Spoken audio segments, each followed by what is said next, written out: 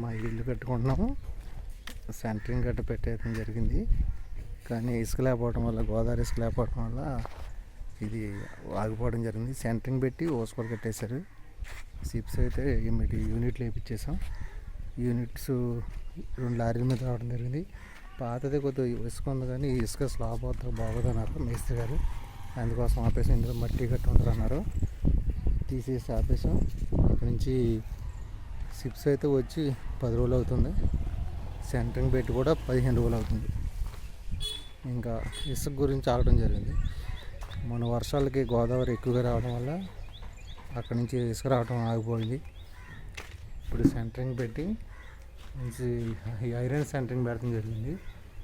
ఇవి అసలు ఎంత స్ట్రాంగ్ ఉన్నాయంటే ఇప్పుడు 15 రోజులు అయింది. కనీసం ఒక గుంజ కూడా కొద్ది కూడా బెండ్ అవ్వలేదు. ఎందుకంటే కింద గ్రావెల్తో పోసాం కదా, 30 mm పోయటం వల్ల సిమెంట్ చేసినట్టే ఉంది. అది మామూలుగా ఈ పోయిపోకుండా ఇసుక కట్టుండి ఇసుక మీద పెట్టేటట్టయితే ఈ వర్షాలకి ఇది కదిలిపోయి కింద డౌన్ అయిపోయి అక్కడక్కడ బెండ్ వచ్చిన, అలాంటిది ఏమీ లేదు.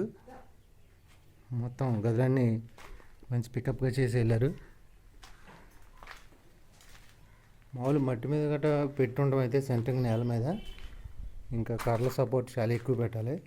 చూసారా, ఎన్నో లేవు, తక్కువ ఉన్నాయి. ఆ పెట్టిన బోర్డులు కూడా చాలా పెద్దవి పెట్టారు. కింద సపోర్ట్ మంచి బాగా ఇచ్చారు. ఇలా ఉన్నప్పుడు కూడా గోడ తడిపోకుండా అవకాశం ఉంది, కానీ మేము పూర్తిగా ప్యూరీ చేయటం వల్ల ఇంకా ఎందుకులని వదిలేసాం.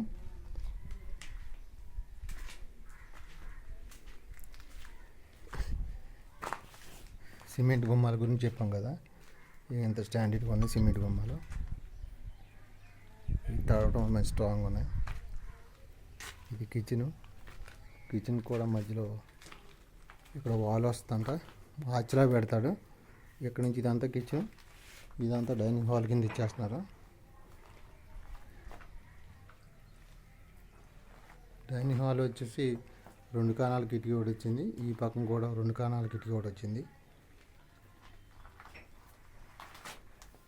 మన సింక్ పెట్టుకుంటాగా ఆ ఏరియాలో 3 కాణాల కిటికీ కింద గ్రిల్స్ పెద్దది పెట్టించాం. దీనికి కూడా ఫుల్ సపోర్ట్ చేయడం వల్ల సెంటర్ మీద స్ట్రాంగ్ పెట్టారు. గోడలు ఇంకా కూల్గానే ఉన్నాయి, ఎందుకంటే బాగా తడిపాం. అది మన వారం రోజుల వర్షం మొత్తంలో బాగా తడిచిపోయడం జరిగింది. పురుగాకు వచ్చేటప్పటికి ఇంతలో ఎంత వచ్చింది మనకి. పోర్టుకు ఎదర 6 అడుగులు వచ్చింది. ఇంత ఖాళీ కూడా వచ్చింది ఈ పక్క నుంచి ఎదరకి.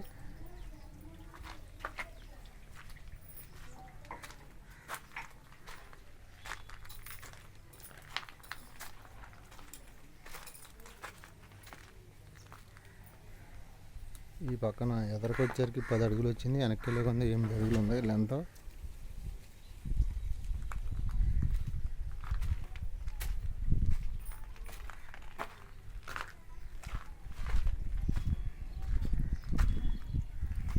వాటర్ వాడకం తక్కువ అవడం వల్ల నాచు కూడా పట్టింది. ఒకసారి బయటకు వదిలేసి ఉంటే అది ఫ్రెష్గా పట్టుకోవచ్చు. మోటార్లు కూడా తీసి పక్కన పెట్టేసాం.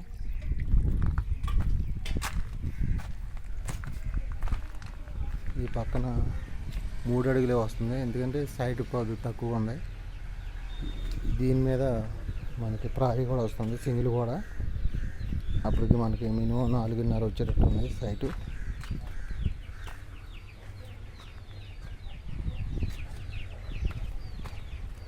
ఇక్కడ పెద్ద గ్రిల్స్ పెట్టించాం ఫస్ట్ బెడ్రూమ్లోకి. ఇది స్లైడింగ్ డోర్స్ పెట్టుకుంటే గ్యాప్ కూడా ఇచ్చారు, బాగా జరిపోవడం ఉంది. ఇక్కడ హాల్లో కూడా పెద్దదే పెట్టించాం, స్లైడింగ్ డోర్స్ పెడతారు దీనికి.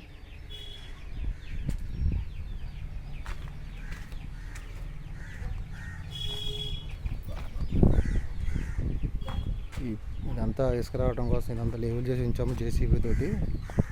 10 యూనిట్లు కావాలంటున్నారు మేస్త్రి గారు. ఇసుక వచ్చిన పని మొదలు పెట్టేస్తాం.